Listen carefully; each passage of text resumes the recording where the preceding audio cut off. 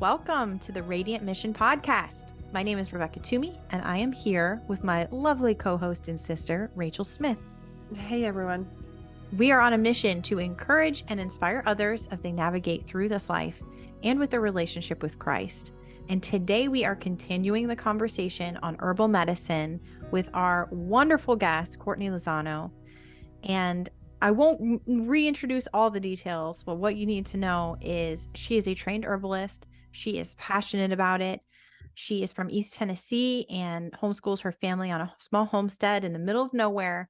And she loves fiddling around with teas, hiking, reading, baking, thrifting. And she is the owner of Soothsayer Tea House and Apothecary. You can find her on Instagram at soothsayer_tea house. That's spelled SOOTHSAYER, or on her website, soothsayertea.com. So Courtney, thank you for joining us again today. Yeah, thanks for having me back. Yeah, we are excited to continue the conversation on herbs. Last time we talked about kind of getting into herbs, herbal medicine, and how it differs from some of the other modern day from Western medicine. We talked a little bit about homeopathy and holistic medicine, but we want to dive back into herbs, or plants, and know what are some of your favorite herbs and why. Tulsi, aka holy basil, is the number one. Like, okay, TULSI for those listening. Tulsi. Okay. She's on my product labels. Like, she's just my girl. And what do you like about holy basil? All the things. So like in India, which is where she's native, they use her for like literally everything. She's just kind of a panacea. Like, no matter what you've got going on, Tulsi. For me, I reach for her most when I'm wanting like a mental clarity, mental boost of energy. But it's also, she like lowers cortisol. So I feel very alert, but like I am calmed and de-stressed. So it's not like a frantic caffeine sort of mental boost. It's very different. She's a great tonic for the kidneys. And an adaptogen. So just like ongoing long-term, like the more you take Tulsi, the more you improve like long-term. So she's just fantastic. I use her in a lot of my just kind of everyday, like she's what I reach for if I'm feeling funky. Nettles is up there, probably like my number 2 spot. Okay. Also known as stinging nettle, right? Yes, stinging nettle. And it's because it has the little pricklies on. It almost looks like a weed to me. It does. When it's growing. And some people might just somehow have this pop up in their yards and think it's a weed and get rid of it, but really it's nettle, which is very interesting to me. Nettle is something that's in Nora tea as well, right? Which is a postpartum tea, or I guess you could drink during pregnancy too. Nettle is good. It's good for blood circulation or something like that, right? Yeah. I actually have a Nora blend in my apothecary. But nettles is like she's great for cleansing out the kidneys and the liver to a lesser degree. So like an arthritis tonic, or and she's antihistamine. So like if you're dealing with anything allergic, just really, really rich in minerals and vitamins, which is where it comes in handy as Nora. You just want it's almost like a prenatal. Yeah, she's one of those that's just like very gentle, but also very powerful. So like safe for really little kids, safe for elders, safe for people who might be on lots of pharmaceuticals, but still going to like do a really powerful job at helping pretty much whatever you've got going on. You bring up a good question about allergy season, which is upon us in the spring. I know a lot of folks are used to, popping them pills. It's all about Allegra and Claritin and all those different allergy things. But I know that taking herbs or herbal tinctures or different types of herbal related remedies can actually help to soothe your histamines in a more natural way. Do you have any advice on that for folks on maybe what they could do this allergy season instead of taking that type of stuff? Definitely. So, like we talked about in the last episode, a lot of symptoms they're a fruit of a root problem. Mm-hmm. So, a lot of times in allergies, the root problems can be a little bit different, but in like traditional Chinese medicine, it's considered due to liver stagnation. Okay. So, when your body is done with all these hormones and chemicals that it's broken down and everything, that goes through the liver, and the liver kind of neutralizes them or sends them where they need to go. If your liver is kind of blocked up because of all the stuff we're exposed to these days, Mm-hmm. then that's going to build up, and you're going to have just this buildup of just junk that really should have been out of your body already. Like your body's done with it and it needs to go away. It's toxic at this point. So I've seen a lot of really quick relief from allergies with including like a liver herb, which so usually I use dandelion root Yeah. in a formula. A lot of times it's the kidneys as well. The kidneys are kind of where histamine is produced and where a lot of that happens. So if you need to support your kidneys, like so many people are dehydrated these days. Mm-hmm. They're drinking water that doesn't have minerals in it. Mm-hmm. So their body is still dehydrated of what it needs, even though they're consuming a certain amount of water that seems like enough. They're not really Mm-hmm. actually getting what the electrolytes is what you need. Your body needs to continually be emitting electricity. That's what electrolytes do. So Mm-hmm. if you're getting the minerals in your water, you're still going to be dehydrated. So it's about helping the kidneys, helping the liver. So something like, we were actually joking about this before, something like sea salt Yeah. can help to electrify your water, or even I've heard lemon, Mm-hmm. using lemon or something like that.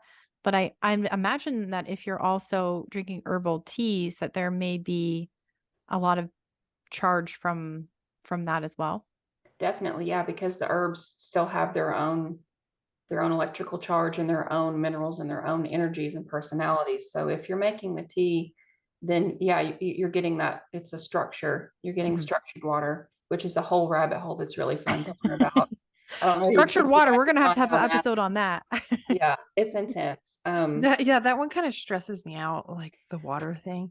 It's a lot. It's But like so much information. And then I, this is like my classic example of decision fatigue is researching a good water filtration system to just get the junk out of our water that we drink. I took an entire year of research and I felt so stressed out, like I couldn't choose, because just when I was about to pull the trigger on some $300 super popular system, I would read an article how that one's actually terrible. And the best thing you can do is buy a $3,000 system to install in your house. And I'm like, well, I can't do that. And then when I finally did decide on a filter, of like, I just got to pick something. Something is better than drinking poison tap water. Then it was like, well, now your water's dead and you need to add things to it. So, and I'm like, oh, this is so much to water. So complicated. I'll it never is. forget when I visited your house and you had bought that water from the grocery store. And and Mike, I think it was Mike, my husband, who was like, this is just water just came from another part of Texas, Rachel. It's like the same water that you have coming out of your tap. It just got tapped somewhere else. And you were like, I know, but I'm just so stressed about these filters. Yeah, it's a lot. We have a well, and I'm like, it's from the earth. Good enough. Like Yeah. you can only do what you can do, Well, and you're driving far yourself enough crazy away doesn't from help anything. civilization that you're not getting all of the toxic junk that comes from Additives. being in the Yeah. city and from Yeah, all the pesticides that are in the water and the pharmaceuticals in the water. Like you're out enough. So I think you're probably good. You don't have to worry as much, but it is a very interesting topic. And yeah, I did that 75 hard challenge last year and I was drinking a gallon of water a day, and then realized after, like at the end of it, that I was putting nothing in the water and forcing myself to drink all this water. So I was probably just totally depleted myself of minerals and health. And interestingly, I had gotten pregnant and had a miscarriage. And part of me wonders if it had something to do with me totally depleting my body. But I also trust God's timing, and perhaps that was just, but I always am looking at the health context to things and why, things like that happen. So that's all to say, folks, put something in your water if it's filtered to nothing. It's like Salt Bay. A Just little bit, yeah, a little bit of salt. You could use that expensive Celtic sea salt, or I don't know, just not table salt, right? yeah, please no iodized. Just please. I mean, if it's all you have, but yeah, no, please no. Yeah, use the Yeah. good stuff. Yeah. Yeah. Well, you also had some other favorites that are literally in my personal herb jars. Tell us about those. So after Tulsi and nettles, I guess those are like my top two. Like if I had to go the rest of my life with only two herbs, I'd pick those two. Wow. Not even dandelion root. What happened to Well, I mean, maybe it's just hard. Like it's hard to like put like who's in third place, who's in fourth place. So like first and second place, I just group all of them together. I'm like, you guys are all loved equally. Yeah. So it's like oat straw, Mhm. and milky oats, and then dandelion root, and then hibiscus. Okay. So tell the- us about oat straw first and okay. the benefits of oat straw. I've used it only with other teas. I've never done it by itself because to me, I imagine it probably is not as delicious of a tea, but you tell me, should I be doing it by itself? It's kind of delicious. I mean, my tastes are very skewed. Like I'm just so used to the flavor of like plant Sure. that I Yeah. think like, oh yeah, this is delicious. But then like someone who's used to like standard American food will be like, this is disgusting. It tastes like grass. So I'm not the best like reporter of how good something tastes, but to me it's a very mild, like soft, like hay, grassy flavor, but in like a very nice way, like not in a like a green grass gross sort of It's a way. gentle hay. Yeah, gentle hay.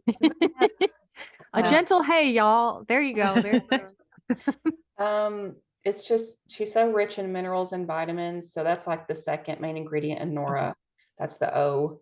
Yes. Um, Nettle, oat straw, red raspberry raspberry, leaf, and then alfalfa. alfalfa Yeah, is and then in my Nora. blend, I actually have four other herbs, one of which is dandelion root, Thank to you. just kind of balance it out and help kind of. I wanted to have not just like the nutrients, but also like help your body direct the blood flow where it needs to go and help your body just kind of direct its own electricity and its own life force to the life that you're creating. So yeah, I had a few other things in there that aren't normal, but yeah, oat straw is just I think the best description I found from another herbalist is like it's like a cup of warm milk for your nervous system. Oh, This instant feeling of like, like it's like your whole body just settles. Even if you didn't realize that you were tense, you feel the difference. that's So I very love sweet. her. Now I want to go make some. Yeah, I know she's so great, and it's she's very like calming, but not necessarily in like a sleepy way. And that's really important because especially like as moms, sometimes you need to chill, Mm, but you still need to be awake. mhm. So oat straw is great for that. And then hibiscus is delicious and pretty. Like she makes pretty colors, and her Yes. color changes based on pH. So that's like a fun. You can like show your kids how it changes colors, and she's just great for your throat, sore throat. I mean, blood pressure, blood sugar, cholesterol, like just kind of all the things. And hibiscus is what we call a food herb, and nettles is one too. And really, dandelion is another one. It's like you could make up a big pot full and eat it for dinner Mm. and you'd be okay. But like some other herbs, you can't do that either because it would taste awful or they're just too potent and powerful in really specific ways. Mm-hmm. But food herbs are potent and powerful in very generalized ways. So you can there's really no upper limit of how much you can take or how long you can take it. You don't need to take breaks from it. It's just good food, just good plant material.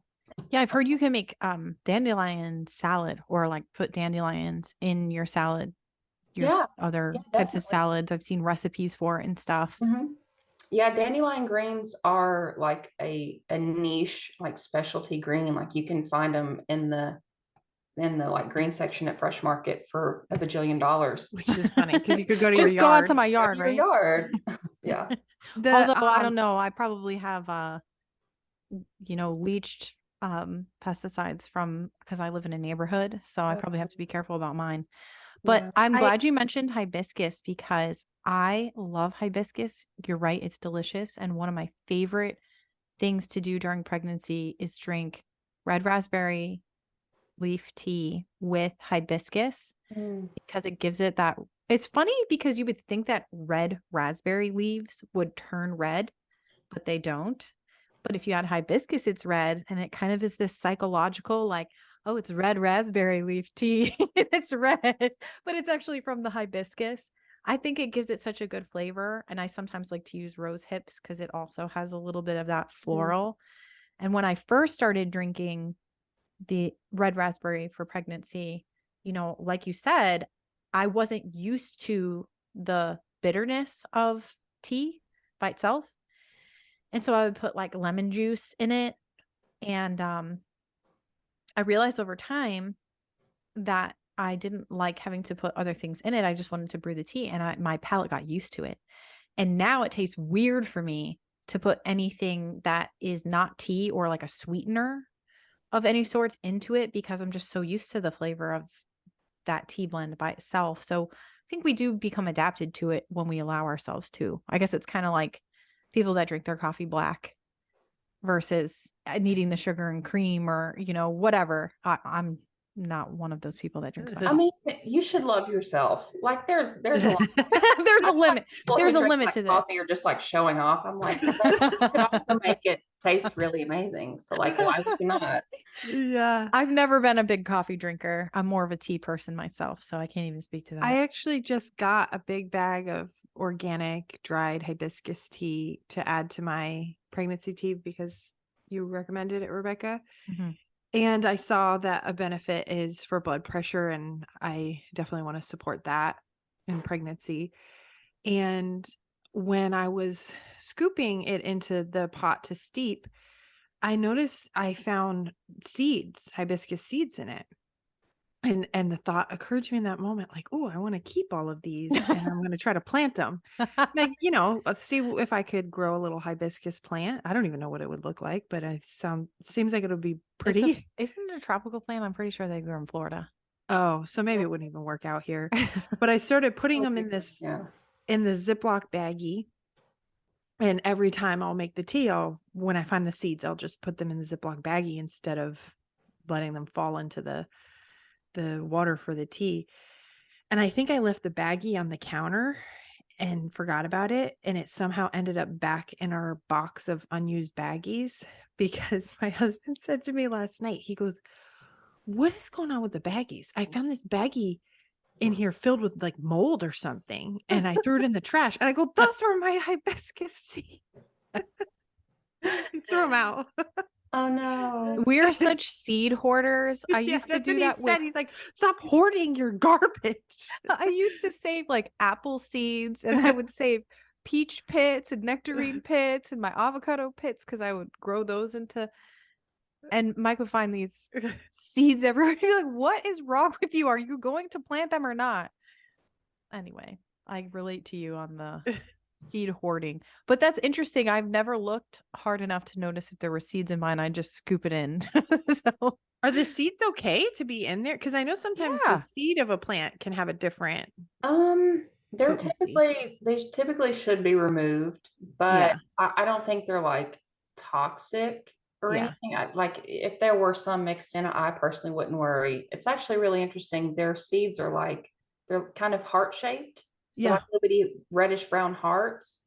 And there's a thing in herbalism called the doctrine of signatures, which is like you can look at a plant, and if you see certain characteristics that remind you of something else, that'll be like a clue of what it's good for. So like the seeds look like a heart, and we know the hibiscus is great for circulation and blood sugar and blood pressure and like your blood in general, which comes from your heart and your heart control. So it's kind of a neat little herbal nerd clue to just see that little signature there of like what it might help you for. That's so fun. That's Yeah. so cool. God That is so amazing in how he just created all of this and has little clues for us. Yeah. Because Yeah. we're very dim sometimes, like we're very slow. He Yeah. helped us out as much as he could. Yeah.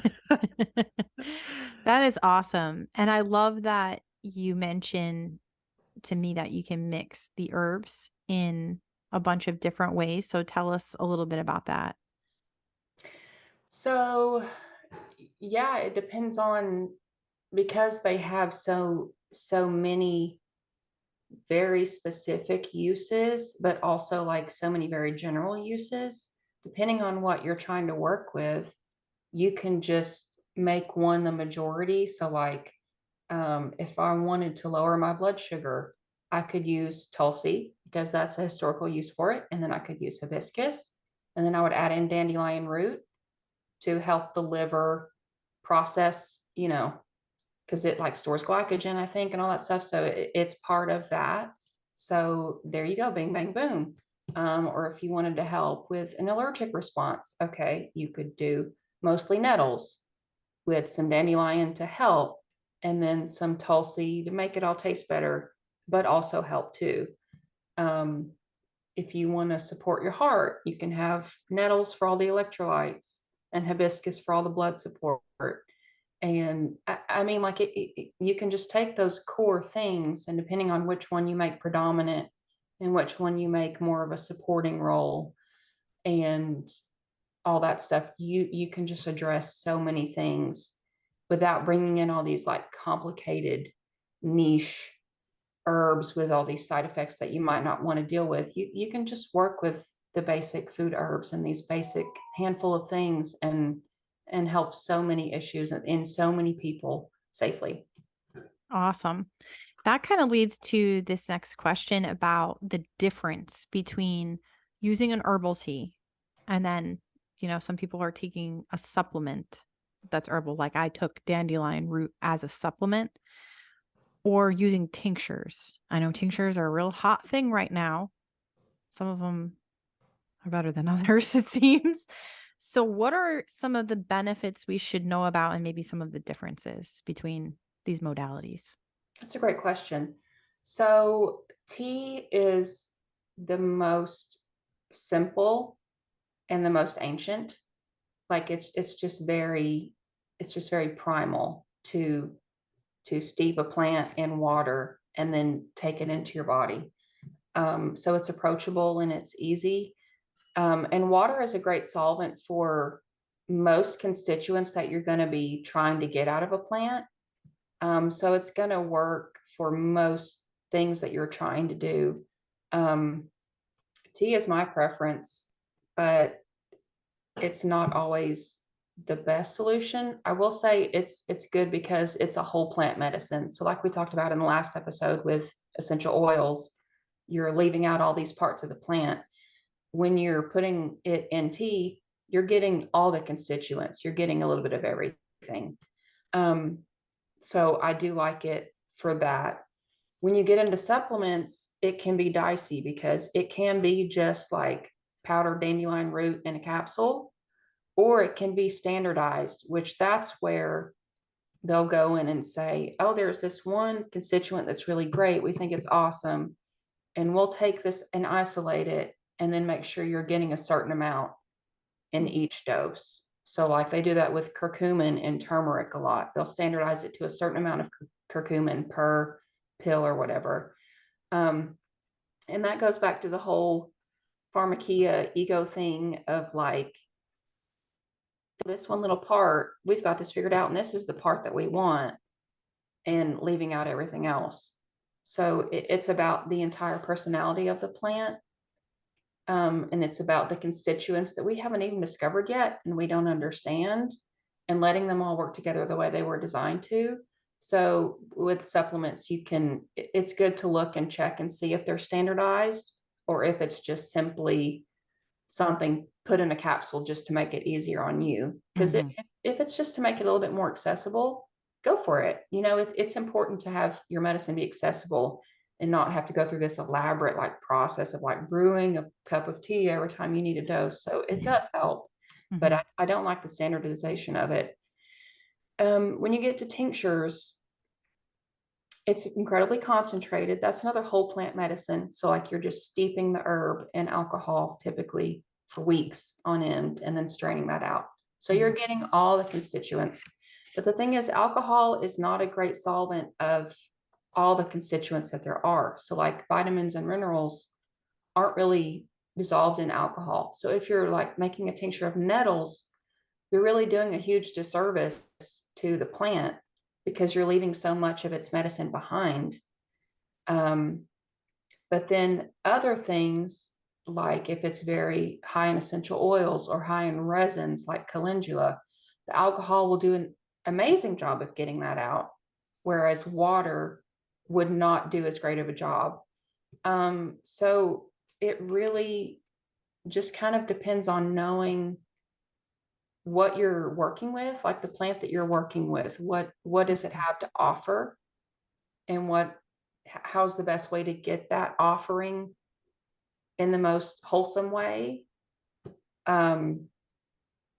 So it's really about just kind of knowing what you're doing and knowing what you're going for, and then choosing the modality that's going to work, and also knowing your lifestyle. If you need something quick and convenient, if you need something travel friendly, then supplements and tinctures are great for that. If you need something that's really concentrated because it tastes awful, tincture is great for that. For a lot of people, tinctures are a no-go because of the alcohol. It's very harsh. They use very, very high proof alcohol to make these tinctures. So sometimes, if you're working through a really gnarly infection or something, you've got to take a lot of tincture to really get the benefit you're going for. By then you've taken a shot of tequila essentially. And that's really intense. And if you're sober, or you're just not, you don't do well with alcohol, or you're dealing with little kids, it's not great. So actually my business is alcohol free, dedicated. So most of my tinctures are actually based on glycerin and honey and apple cider vinegar.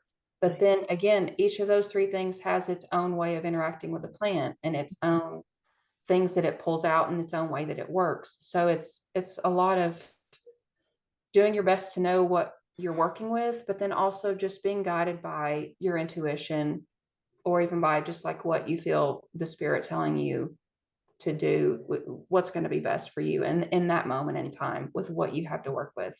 So Definitely. Yeah, that makes sense. Because when I mentioned that I use dandelion root to help my son with his eczema, getting, a little kid to drink a tea is not easy, or, they can't take pills. So I got a tincture that was glycerin based, because also the alcohol ones do taste pretty gnarly. And that was, to me, the most practical way to get it in his system. But I do see what you're saying of the benefit of the whole plant in a form that is closest to its original form, and not, kind of seeped into another substance and maybe made a little bit stronger, how that would be more beneficial. Yeah, I ran into this with elderberry. So Rachel and I both have this elderberry recipe that we love, but it doesn't keep forever. It's got real stuff in it. I put real orange juice in it and lemon juice and everything, and steep my elderberry for a bit. And it has honey. Anyway, it's a good recipe. Maybe I should put it in the show notes. But sometimes I don't feel like making it because I'm lazy. And I saw that this company that I like had elderberry tincture. I was like, I'll just get that for emergency scenarios where it's like, oh, we don't feel we feel like maybe we're getting run down. We'll take some elderberry. And my daughter was going through that. She's 3. And I look on the thing, it says for children 2 to 6 or whatever it is, like 2 drops. Whatever it was, I gave it to her. She goes, "Oh, mommy, it's hot." And I'm like, "What do you mean it's hot?" And I look at it and it was alcohol based. I'm like, "Oh man." And I tasted it. It was horrible. I was very surprised when I read that it was also for kids. And then all the tinctures that I had purchased from this company had alcohol. None of them were glycerin or otherwise based. And it's funny that she described it as hot because she was right. It's like fiery, that alcohol fire to it. And burn. It burns. Yeah. So it's great that you're focused on this as a business and that you understand people are in different places and that it's not necessarily for everybody to go that route. And now I've learned my lesson too, that I'll probably avoid those type of thing, especially for my daughter. But it is interesting, and it's cool to think about when you steep the whole plant, when you're steeping the tea leaves, that it's getting all of the benefits of it. And I think most people are so used to steeping things for like 2 minutes.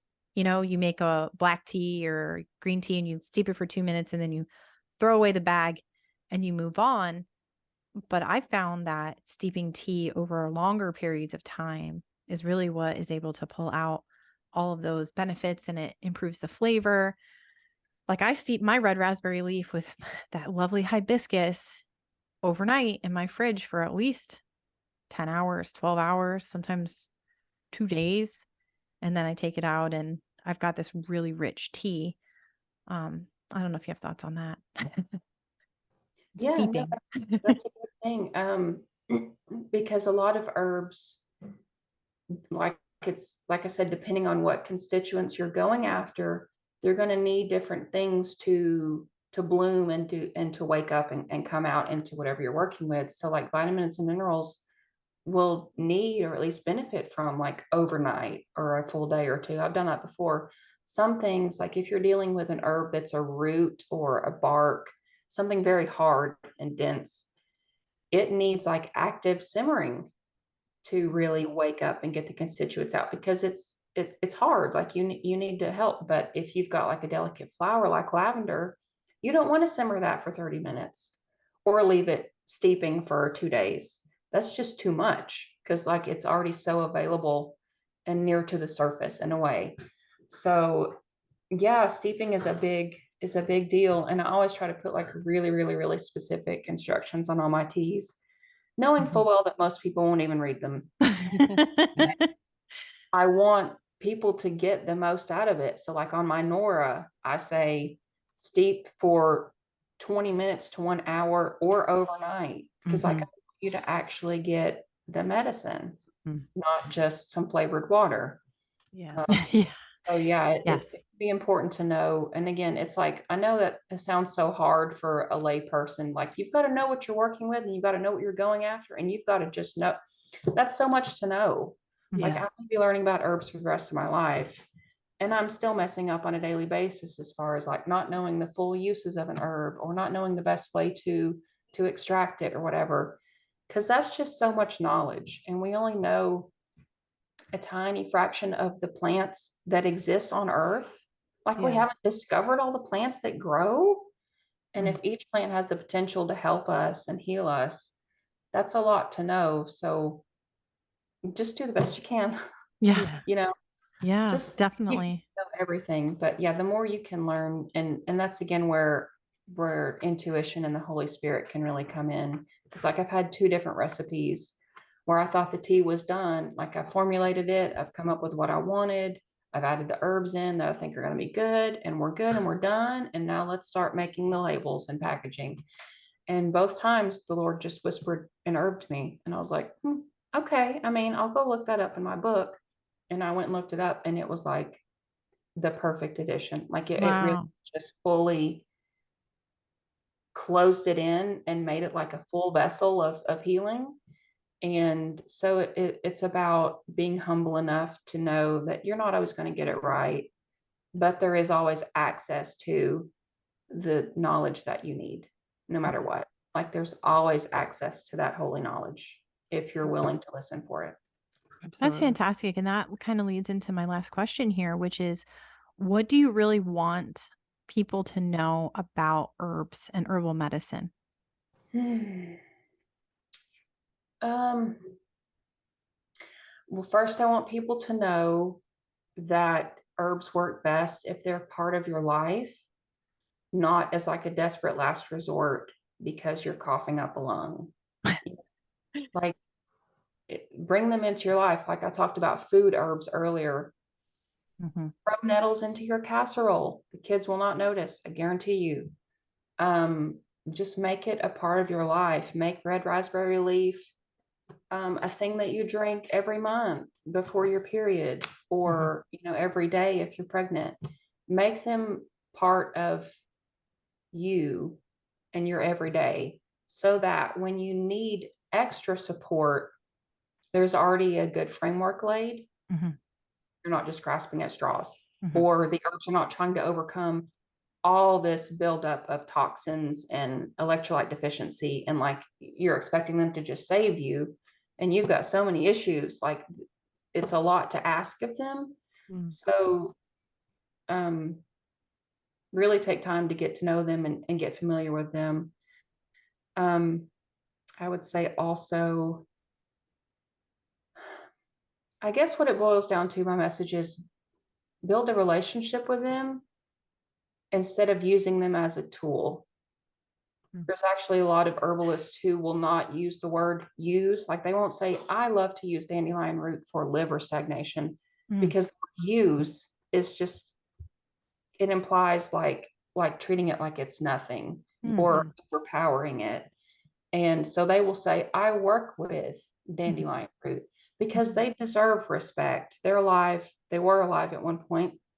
We killed them to dry them. So they deserve respect. And so like, don't use them as a crutch for, like, you can use adaptogens to get you through the stress of the day, or you could make sure that you're eating balanced meals at regular intervals, and you could make sure that you're setting boundaries with people and situations in your life so your stress is at a manageable level, and you can make sure that you're going to bed at a decent time, and you can make sure that you're not glued to your phone like this all day and doom scrolling. And that night, right before you're going to sleep. Right. And like not blue light in your face before you're trying to go to sleep, and then being like, oh, I didn't sleep good. And then you're stressed and your cortisol is through the roof. And you're like, oh, I just need to take more holy basil. Like holy basil will help you. And I've been guilty of this. Like last year I wasn't actually eating enough. Just like on a daily basis, I was not eating enough food. I didn't realize it. I think it's really common for women based on like portion size and all these generations of like diet culture. We're not clear on how much food is healthy for a woman. But also, especially as moms, we're so used to just like running on the leftover bites on their plates and things. And then we realize it's 3 p.m. and we've had nothing but a cup of coffee and like a few bites of leftover pancake with some peanut butter smeared on them for some reason. Well, of course you're frazzled. Like your blood sugar is dangerously low and you're running on cortisol.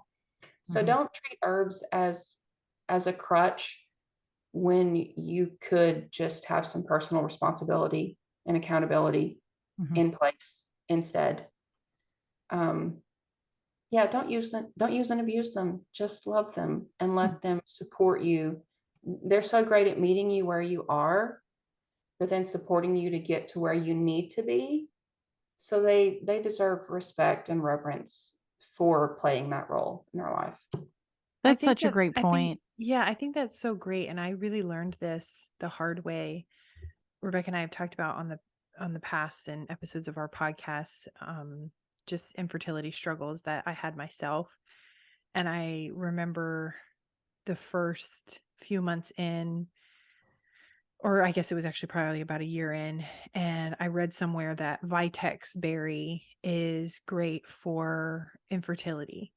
And so I just started taking that, and like a capsule, but I was still living like a trash life. Like I wasn't focused on my diet. I was super stressed. I was drinking wine. And so what you're saying, I really connect with, because what ended up healing my body is me taking personal responsibility and accountability in all areas of my life. Like that's truly like the holistic model, is the whole person.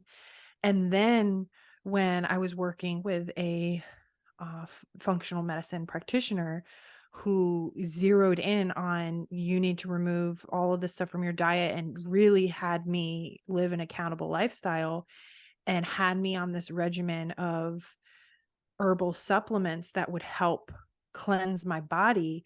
It was like I was putting the work into, and these herbs were partnering with me. So like you said about it being a relationship, whether instead of just using them and then just doing whatever we want, because that's really expecting too much of them and not enough of ourselves. Yeah, definitely. I love the way that you phrased this, Courtney, in that they were alive and deserve that respect too, because I don't think that we think about that as a culture and a society. We might think about that with animal products, if at all. But even that, I think we're very far removed from the process of food processing when it comes to animal products. And so we're like, whatever. And with herbal medicine, I can definitely see how people would be like, oh, this is just a product. Doesn't really mean anything. And you're right that it is, they're alive and it's a partnership. And I think when you really start to get into growing things yourself, it can help to recognize that too, because you realize what a balance there is, and how much joy too can come out of gardening and growing foods. And when you truly are appreciative of that plant and work with that plant, it gives back to you the way that you give to it. And the same neglect that you give it, it's going to reflect too. So there's a lot of lessons to be learned here. That's very wise. Thank you for sharing that with us. Yeah. Was there anything else that you wanted to share with our audience today? Anything that they should know about plants or about you or herbs or anything? I guess one of my last points was also on the last question. Herbalism might not be the best modality to like fit what you're going through. So like you don't have to pick that. Like we talked about in the last episode, homeopathy might be a much better fit for where you're at and what you're going through and how many layers you have to peel back. Or maybe you need to work on, maybe you just need to go to like some actual trauma therapy first. Yeah. Like maybe Tulsi is not going to quite do it for you. Maybe you need some actual help. Maybe you need some somatic work. Maybe you need to move your body more. So like Rachel brought up, it's about holistic medicine is about your whole life. So like your spiritual health, your physical health, your mental health, it all goes together. And so you've got to figure out which puzzle pieces need to come first. And herbs might not be the first puzzle piece. And that's okay. They don't have to be. There's so many options for you. And there's so many healing systems in place, right? Like the sun heals us every day. The earth heals us every day. Yes. Filtered water heals us every day. So there's so many systems that he put in place to keep us well and to make us well. So don't feel pressured to reach for herbs just because it's trendy or because you know an herbalist or you think that you should. It might not be the right answer for you right now, and that's fine. I love that you mentioned the sun. For those who haven't listened to that episode, it's a few back, but we talk about the healing benefits of the sun, and one of our good friends who healed herself from a bunch of stuff just by going out in the sun every day. Yeah. And it's a miracle that the Lord has given us. Yeah. I mean, he really did. Like he put everything in place. and we're so flippant about it. But when you really go down those rabbit holes, it blows your mind at how complex he is and how amazing he is and how good he is. And the sun healed me last year. I was very sickly, like I was reacting to all sorts of foods. I could eat like nothing, but I could eat like meat, rice, certain vegetables, not very many, like salt and pepper. That was it. And it was just miserable. And I had no energy to do anything at all. And I started just laying out in the sun, nothing on, every day, 20 to 30 minutes. And I got better. I mean, I could tolerate foods again. I had energy again. My skin issues went away. And it was like this whole time I was trying to rely on Tulsi and drinking my teas and stuff. And really there was a bigger healing potential there, Sure. available for free every single day, even if it's cloudy, it still heals you. Yeah. And so yeah, I'm a big believer in the sun. I'm constantly preaching the sun. There's I love it. just so many avenues of being well, that there's Absolutely. endless options to pick from. Absolutely. Yeah. Heal that mitochondria. I love it. Beautiful. Well, thank you so much for all the wisdom that you shared with us. Thank Something you. that I didn't mention that we're going to have you come back, Courtney, to talk about. You also had a home birth too. And I wish I had a birth center birth. birth So center. I'm it sorry. was a natural birth and everything. Yeah. Physiological birth. It was physiological. Yeah. They Physiological birth. gave We'll me have to talk about that. the group B strep and everything. So I wasn't completely happy, but Okay. yeah. Well, we are, Rachel and I, are both pregnant now, and we're going to circle back on birth stories after our births. And so we'll be talking to you about all that good stuff. But thank you for talking with us. And if you are listening and looking to find Courtney, you can find her on Instagram at soothsayer_tea house. That's SOOTHSAYER. Or on her website, soothsayertea.com. And I like to spell it out because you never know how the pronunciation comes out. Soothsayer. I'm trying. But thank you all for listening in and for being on this journey with us. If you'd like to follow along outside the podcast, you can join the mission on Instagram, Facebook, and YouTube at The Radiant Mission. And today we are going to close. Rachel, do you want to close us out? Yeah, sure. We're going to continue reading a few more verses from Courtney's favorite chapter, Psalm 19. I'm going to do verses 7 through 14.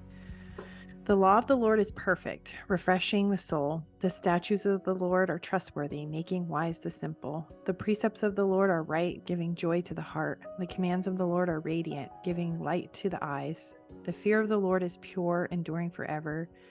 The decrees of the Lord are firm, and all of them are righteous. They are more precious than gold, much pure gold. They are sweeter than honey, the honey from the honeycomb. By them your servant is warned. In keeping them, there is great reward. But who can discern their own errors? Forgive my hidden faults. Keep your servant also from willful sins. May they not rule over me. Then I will be blameless, innocent of great transgression. May these words of my mouth and the meditation of my heart be pleasing in your sight, Lord, my rock and my redeemer. And we're wishing you all a radiant week. Bye. Bye. Oh, I love that had radiant in it.